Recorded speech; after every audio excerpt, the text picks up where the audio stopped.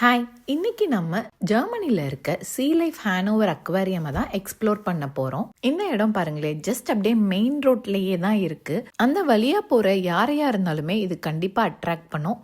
சரி வாங்க நம்மளும் உள்ளே போய் பார்க்கலாம் உள்ள என்னென்ன இருக்குன்னு.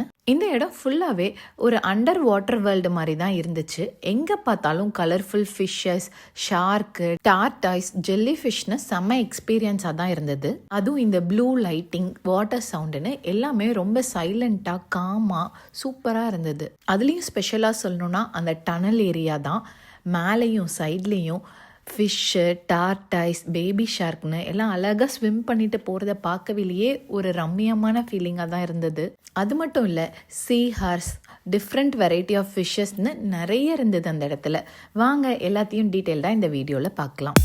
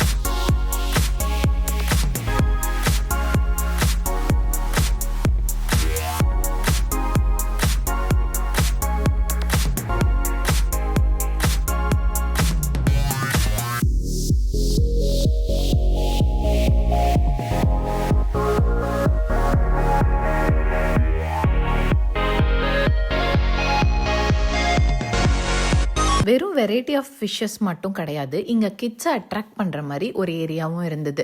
இந்த இடத்துல ஃபிஷ்ஷோட ஸ்கெலிட்டன் அந்த மாதிரிலாம் வச்சுருந்தாங்க. அது மட்டும் இல்லை, இந்த மாதிரி ஒரு பெரிய டிஸ்பிளே இருக்குது பார்த்தீங்களா, அது என்னன்னு நான் சொல்கிறேன். இந்த மாதிரி ஷீட்டில் கிட்ஸ் அவங்களுக்கு விருப்பப்பட்ட மாதிரி எப்படி வேணாலும் ஒரு மீனுக்கு கலர் அடிச்சுக்கலாம். கலர் அடிச்சுட்டு அங்கே உள்ள மிஷினில் அந்த ஷீட்டை வச்சு ப்ரெஸ் பண்ணால் அதே கலர் எஃபெக்டில் ஒரு மீனோ இல்லை ஆக்டோபஸோ சீஹாஸோ எதை வைக்கிறாங்களோ அது அப்படியே அந்த ஸ்க்ரீனில் வருது. அதை பார்த்து கிட்ஸும் ரொம்ப ஹாப்பியாகிறாங்க. அவங்க ஹாப்பி ஆகிறத பார்த்து கூட இருக்க பேரண்ட்ஸும் ரொம்ப சந்தோஷப்படுறாங்க. இது மட்டும் இல்லைங்க, இவ்வளோ நேரம் உள்ளே என்னென்ன இருந்ததுன்னு பார்த்தோம். அடுத்து நம்மளுக்கு எல்லாத்துக்கும் ஒரு ரிலாக்ஸேஷன் தர மாதிரி அப்படியே வெளியில் வந்தால் நம்ம மைண்டே ப்ளசண்ட் ஆகிற அளவுக்கு சூப்பரான சீனரி செட்டப்பை வெளியில் வச்சுருந்தாங்க.